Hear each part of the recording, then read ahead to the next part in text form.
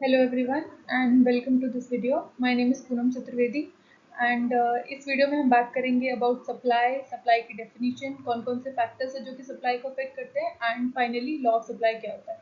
So let's start. Okay, so firstly, what is supply? Supply का मतलब क्या हुआ? Supply refers to the schedule or the list of quantities of a good that a firm are able to and willing to offer for sale at various prices. Okay, तो supply का मतलब क्या हो रहा है कि कोई firm है वो कितनी अलग अलग quantities किसी एक commodity, किसी एक particular good की या एक particular commodity की कितनी अलग अलग quantities at various prices, मतलब different prices पे different quantities कितना वो able है और विलिंग है मार्केट में सेल करने के लिए. ओके, तो सप्लाई मतलब कि एक पर्टिकुलर क्वांटिटी है, उसकी एक पर्टिकुलर कमोडिटी है, उसकी कितनी क्वांटिटीज अलग अलग प्राइसेस पे कोई एक सेलर है, शॉपकीपर है या कोई फर्म है वो एबल है और विलिंग है कि वो बाजार में बेच दे. Okay, so that is supply. तो सेकंड चीज होती है कि किसी भी कोई भी फर्म है अगर वो प्रोडक्शन कर रहा है किसी भी गुड का, तो उसका प्रोडक्शन डिपेंड करता है कौन सी दो चीज़ों पे डिपेंड करता है. कौन सी दो चीज़ें? पहला होता है कि उसके पास क्या रिसोर्सेज है उस चीज़ को प्रोड्यूस करने के लिए. सेकंड चीज़ कि कौन सी टेक्नोलॉजीज वो एम्प्लॉय करना है, उसको एम्प्लॉय कर रहा है उसको प्रोडक्शन में. ओके, तो जब भी हमें सप्लाई करना है तो हमारे पास पहली चीज़ क्या होनी चाहिए? उस गुड की प्रोडक्शन होनी चाहिए. तो प्रोडक्शन डिपेंड करिए दो चीज़ों पे. एक तो कितना हमारे पास रिसोर्स अवेलेबिलिटी है, मतलब हमारे पास लेबर कितनी है, उसके अलावा कैपिटल कितना है, या फिर बाकी जो भी चीज़ें होती हैं, इंस्ट्रूमेंट्स कितने हैं, वो सारी चीज़ें हो जाएंगी. एक दूसरी चीज़ कि हम टेक्नोलॉजी कौन सी अडॉप्ट कर रहे हैं उस चीज़ को प्रोडक्शन करना. Second thing, how much a firm is willing to offer, it depends on the profit. तो उसने प्रोडक्शन कर लिया, प्रोडक्शन करने के बाद अब he is willing, whether he is willing to offer it for sale और not. So it depends on the profit that he is making और the profit that he is expecting after selling the commodity in the market. Okay, so कितना वो earn कर पाएगा उसको. सो अब उसकी जो अर्निंग होगी तो कितना वो विलिंग है ऑफर करने के लिए, वो डिपेंड करेगा उसकी प्रॉफिट पे या उसकी अर्निंग पे. नाउ प्रॉफिट किस चीज़ पे डिपेंड कर रहा है? प्रॉफिट डिपेंड कर रहा है दो चीज़ों पे. एक कि कितना उसको कॉस्ट लगा है उस चीज़ को प्रोड्यूस करने में, उस कमोडिटी को प्रोड्यूस करने में, एंड जब वो मार्केट में जाके उसको सेल कर रहा है तो कितना उसे प्राइस मिल रहा है. ओके, सो प्रॉफिट डिपेंड कर रहा है दो चीज़ों पे. एक तो प्राइस ऑफ द कमोडिटी, दूसरा cost of production. So naturally अगर किसी चीज़ का प्रोडक्शन का कॉस्ट है, सपोज 1 लाख उसका प्रोडक्शन का कॉस्ट है, और उसको जब वो अल्टीमेटली मार्केट में सेल कर रहा है किसी पर्टिकुलर प्राइस पे सेल करेगा, तो जो रेवेन्यू है अगर वो 1 लाख से उससे ज़्यादा मिलेगा तभी वो उसको सेल करने के लिए विलिंग होगा. ठीक है, तभी मार्केट में सप्लाई जो है वो इंक्रीज करेगी. सो यहाँ पे जितना ज़्यादा प्राइस रखेगा वो गुड का, उतना ज़्यादा उसका जो प्रॉफिट है वो इंक्रीज होगा. So he will be willing to sell the commodity in the market. So overall supply क्या होता है? सप्लाई मतलब इट इज़ द लिस्ट और it is the schedule of quantities, अलग अलग क्वांटिटीज कितना अलग अलग प्राइस पे कोई एक फर्म है वो एबल हो प्लस विलिंग हो सेल करने के लिए. So that is our supply.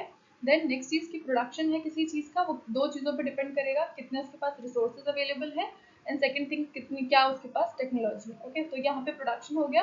Then वो विलिंग है उस चीज़ को सेल करने के लिए मार्केट पे या नहीं विलिंग है, वो डिपेंड करेगा कि उसको कितना प्रॉफिट मिल रहा है. एंड प्रॉफिट अल्टीमेटली डिपेंड कर रहा है दो चीज़ों पे, that is price of the good, जो भी हम गुड सेल करने वाले हैं उसकी हम कितनी प्राइसिंग रखेंगे. Second thing is what is the cost of production. Okay, then next दो चीजें आती हैं, एक होता है सप्लाई, दूसरा होता है क्वांटिटी सप्लाई. ठीक है, so there is difference between both of the things, supply में एंड क्वांटिटी सप्लाई में.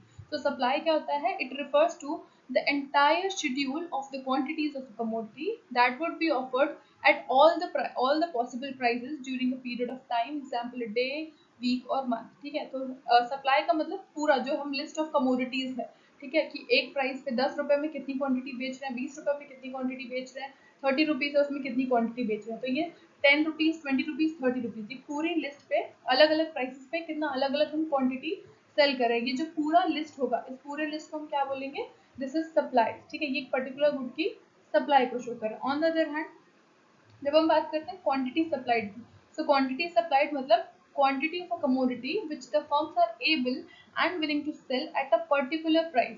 ओके, सो यहाँ पे डिफरेंस क्या है?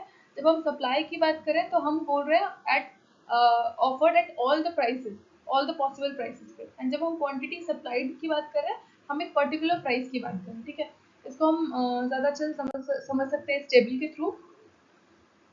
तो यहाँ पे जैसे ये जो पूरी लिस्ट है कि अगर प्राइस किसी कमोडिटी का 100 रुपए है तो उसकी क्वांटिटी कितना सप्लाई करने के लिए विलिंग है कोई भी firm? 200 unit. Then when the price increases to 120, 290 unit sale करेंगे. 140 पे 320 है, 170 रुपीज अगर प्राइस है तो 380 उसकी क्वांटिटी जो है वो सेल करेंगे। तो ये जो एंटायर लिस्ट है ये शो कर रहा है गुड ए की सप्लाई को। ओके, बट क्वांटिटी सप्लाइड क्या होगी एट ₹140। ठीक है, व्हेन द प्राइस इज 140 उस टाइम पे हम कितना सेल करना चाह रहे हैं 320। ठीक है, तो यहाँ पे एक पर्टिकुलर प्राइस हो गया, प्राइस क्या है 140, उस पर्टिकुलर प्राइस पर हम एक पर्टिकुलर क्वांटिटी को सेल कर रहे हैं। कितनी है वो क्वांटिटी 320, तो ये हो जाएगा quantity supplied. Okay, so the difference between quantity supplied and supply क्या होता है, सप्लाई हमारी पूरी लिस्ट होती है कि अलग अलग प्राइस पे हम कितना सेल कर रहे हैं।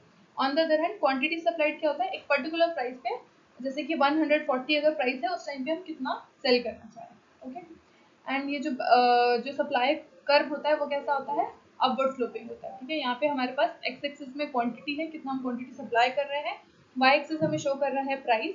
तो हम देख रहे हैं यहाँ पे इन दोनों के बीच में कैसा रिलेशनशिप है, अपवर्ड स्लोपिंग ग्राफ है। ठीक है, इसका मतलब जितना ज़्यादा प्राइस बढ़ रहा है सप्लाई भी उतनी ज़्यादा ही इंक्रीज हो रही है। ओके, तो सप्लाई का कर्व कैसा होता है, अपवर्ड स्लोपिंग कर्व होता है। देन नेक्स्ट आता है, एक तो फैक्टर हमने देख लिया कि वो होता है प्राइस जो अफेक्ट करेगा सप्लाई को। ओके, तो उसके अलावा भी बहुत सारे फैक्टर्स होते हैं जो कि सप्लाई को अफेक्ट करते हैं। तो उसमें सबसे पहला फैक्टर है हमारा price of the commodity. Okay, so price of the commodity, जिस गुड को हम प्रोड्यूस कर रहे हैं उसके प्राइस से कैसा रिलेशनशिप होगा, डायरेक्ट रिलेशनशिप होगा। मतलब जितना ज़्यादा हम प्राइस, एक शॉपकीपर है या एक सेलर है, तो जितना ज़्यादा वो प्राइस बढ़ेगा उस कमोडिटी का उतना ज़्यादा उसका प्रोडक्शन करेगा, उतना ज़्यादा उस चीज़ को सप्लाई करेगा। क्योंकि हमने जैसे फर्स्ट स्लाइड में बात की थी कि जितना वो विलिंग होगा किसी भी प्रोडक्ट को मार्केट में सेल करने का, वो डिपेंड करता है कि कितना उसे प्रॉफिट मिल रहा है उससे। तो जितना हायर प्राइस होगा उतना हायर प्रॉफिट होगा, इसका मतलब उस चीज़ की सप्लाई बढ़ जाएगी। ओके, सो प्राइस और सप्लाई में there is a direct relationship.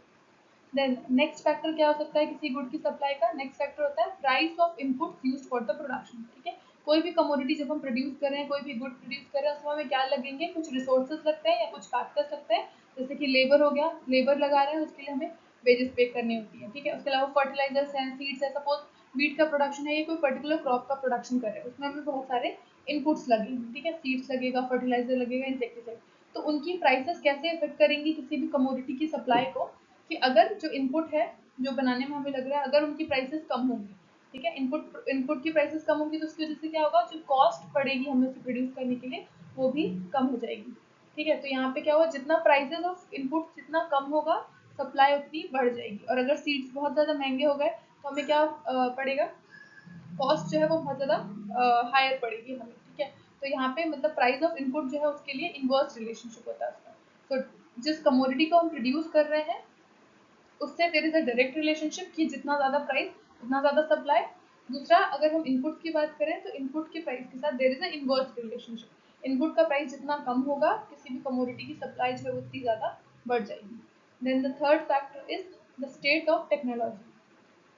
तो स्टेट ऑफ टेक्नोलॉजी में क्या है, टेक्नोलॉजी जितना बेटर होगा तो ग्रोथ, सॉरी, उसका जो प्रोडक्शन हो जाएगा वो उतना ज़्यादा हो जाएगा, इसकी वजह से जो भी सप्लाई होगी मार्केट में उस कमोडिटी की वो ज़्यादा हो जाएगी। So state of technology has a direct relationship with the supply.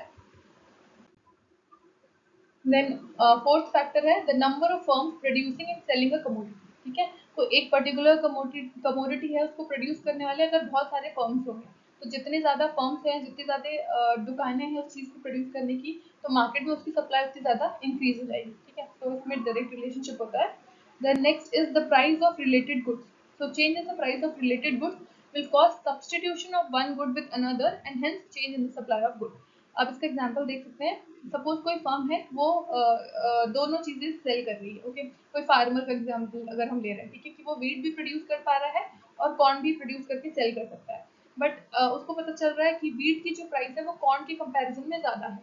तो वो क्या करेगा, जितने भी उसके पास अवेलेबल रिसोर्सेज हैं वो वीट के प्रोडक्शन की तरफ लगा देगा। तो इस तरीके से जो वीट का प्रोडक्शन है वो बढ़ जाएगा। ठीक है, तो हमारे पास दो चीज़ें थी, हमने क्या किया, जिसका प्राइस बढ़ गया उसकी तरफ हमने सब्सटीट्यूट कर दिया। ओके, सो इस तरीके से जो प्राइस ऑफ रिलेटेड गुड्स है वो सप्लाई को अफेक्ट कर सकती है। Then the last factor is future expectations regarding the prices. तो फ्यूचर एक्सपेक्टेशन से कैसे चेंज हो सकता है, सपोज कोई सेलर है उसको ये पता चल रहा है कि आज इस महीने के कंपैरिजन में जो नेक्स्ट मंथ है उस टाइम पे जो प्राइसेस है उस कमोडिटी की वो इंक्रीज होने वाली है। ओके, तो वो क्या करेगा, इस महीने जो सप्लाई है कमोडिटी की उसको रिड्यूस कर देगा ताकि वो नेक्स्ट मंथ में जब उसे हायर प्राइस मिलेगा तो हायर प्रॉफिट मिलेगा, उस टाइम पे उसका सप्लाई जो है वो उसको इंक्रीज कर देगा। And vice versa. तो ये होता है फ्यूचर एक्सपेक्टेशन, किस तरीके से प्राइस और सप्लाई ऑफ अ कमोडिटी को अफेक्ट कर सकते हैं। So these are some of the factors जो कि किसी भी कमोडिटी या किसी भी गुड के सप्लाई को अफेक्ट करते हैं। इसी से नेक्स्ट आता है हमारा लॉ ऑफ सप्लाई। तो लॉ ऑफ सप्लाई क्या बताता है? सबसे पहली चीज, लॉ ऑफ सप्लाई एक फंक्शनल रिलेशनशिप बताता है बिटवीन टू वेरिएबल्स। वो क्या है? Quantity supplied and price of the commodity. Okay, तो लॉ ऑफ सप्लाई एक फंक्शनल रिलेशनशिप बताता है कितना क्वांटिटी सप्लाई करेंगे उसके बीच में और प्राइस ऑफ द कमोडिटी जो है उसके बीच में। ओके, तो क्या कहता है law of supply? When the price of a commodity rises, the quantity supplied of it in the market increases, and when the price of the commodity falls, its quantity supplied decreases, other factors determining the supply remaining the same. Okay, तो हमने देखे 6 factors हैं जो कि supply को affect करते हैं। तो अगर उन 6 में से 5 फैक्टर्स है वो कांस्टेंट रहे या वो सेम रहे और सिर्फ हमारा जो प्राइस है वो वेरी कर रहा है, तो according to the law of supply, जब प्राइस किसी भी कमोडिटी का इंक्रीज होगा तो उसकी क्वांटिटी सप्लाइड भी इंक्रीज हो जाएगी। ऑन द अदर हैंड, जब प्राइस ऑफ द कमोडिटी अगर डिक्रीज होगा तो उसकी वजह से जो क्वांटिटी सप्लाइड जितना हम कर रहे हैं उसको कितना मार्केट में सेल करना चाह रहे हैं, कितना सप्लाई कर रहे हैं, वो भी डिक्रीज हो जाएगा। Okay, so law of supply simply states a positive relationship between price and quantity supplied of the commodity. इसमें बस कंडीशन क्या है कि जो बाकी फैक्टर्स है, जो 6 फैक्टर्स हमने पढ़े हैं उसमें से जो बाकी फैक्टर्स है वो सब जब कांस्टेंट होंगे तो प्राइस और सप्लाई के बीच में क्या फर्क होगा, क्या रिलेशनशिप होगा। So there is a positive relationship between quantity supplied and price of a commodity. Okay, so this is simply the law of supply. I hope it is clear. Okay, then next आता है movement और shift in the supply curve. Okay, तो जो supply curve होता है उसमें दो तरीके के movement होते हैं। उन movements को हम क्या कहते हैं? extension and contraction. Okay, तो extension and contraction में extension का मतलब क्या है? कोई चीज extend हो रही है, कोई चीज फैल रही है, उसे हम क्या बोलते हैं? extension हो रही है, extension होना। contraction मतलब कॉन्ट्रैक्ट होना या कम हो जाना। एक्सटेंशन एंड कॉन्ट्रैक्शन इंपॉर्टेंट चीज है कि ये कब होगा किसी भी सप्लाई कर्व में। एक्सटेंशन एंड कॉन्ट्रैक्शन जो है वो किसकी वजह से होता है? प्राइस की वजह से। अगर किसी गुड का प्राइस चेंज हो रहा है तो उसकी वजह से उसमें क्या होगा? Extension and contraction. एक्सटेंशन का मतलब it means offering more quantity for sale at a higher price. Extend हो गई, जो उसकी सप्लाई है किसी चीज की वो बढ़ गई।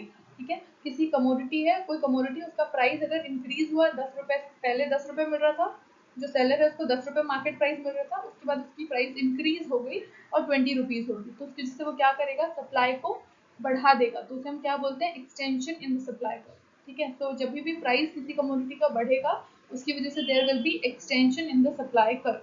On the other hand, if the price of the commodity in the market decreases, ठीक है, प्राइस अगर कम हो गई, मतलब इनिशियली उसको 20 रुपए मिल रहा था किसी प्रोडक्ट का, but due to some reason उसकी प्राइस जो है वो डिक्रीज हो गई और अब उसे सिर्फ 10 रुपए मिल रहा है उस कमोडिटी का, तो वो क्या करेगा? सप्लाई को, उस गुड की सप्लाई को कॉन्ट्रैक्ट कर देगा।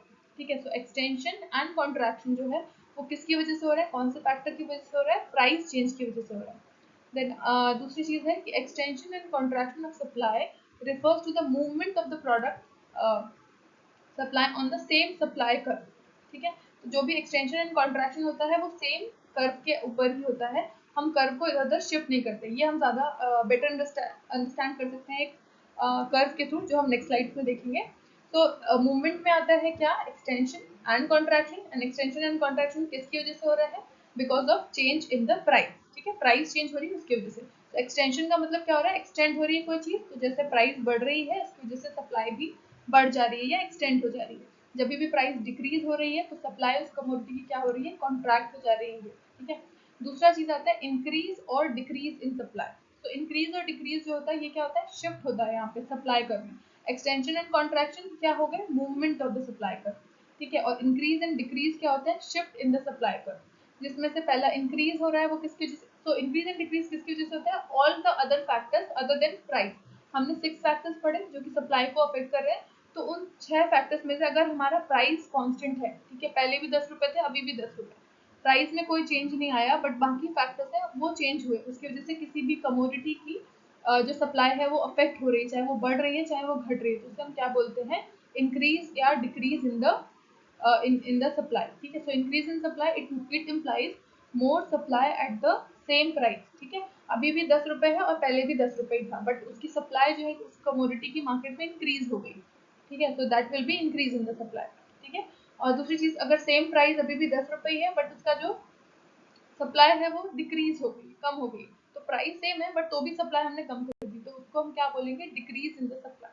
ओके, सो ये जो इंक्रीज एंड डिक्रीज होते हैं उसकी वजह से हमारा सप्लाई कर्व जो है वो लेफ्ट की तरफ या फिर राइट की तरफ शिफ्ट हो जाता है। तो इसको हम ज्यादा बेटर समझ सकते हैं ग्राफ के थ्रू। So let's see. सो ये जो फिगर्स है ये शो कर रहे हैं extension and contraction. So first figure में हम देख रहे हैं कि कोई कमोडिटी है, उसकी प्राइस पहले, जैसे मैंने ऑलरेडी एक्सप्लेन किया, 10 रुपए थी उसका, तो उसका जो सप्लाई है वो किस पॉइंट पे था, ए पॉइंट पे था। ओके, उसके बाद उसकी प्राइस इंक्रीज हो गई, अब वो हमारा जो सप्लाई कर रहा है वो मूव कर जाएगा from point A to point B. Okay, जब प्राइस हमारी बढ़ी है, सपोज जब 10 रुपए था तो हम कितना क्वांटिटी सप्लाई कर रहे थे, 100 यूनिट्स ऑफ द कमोडिटी। जब हमारी प्राइस बढ़ गई, 20 रुपए हो गए, तो हमने क्या किया, सप्लाई की क्वांटिटी बढ़ा दी, अब हम 100 यूनिट से 200 यूनिट उस कमोडिटी की सप्लाई करें। ठीक है, तो हमारा यहाँ पे क्या हुआ है, सप्लाई का क्या हुआ, एक्सटेंशन हो गया है ना, सप्लाई हमारी क्या हो गई, एक्सटेंड हो गई।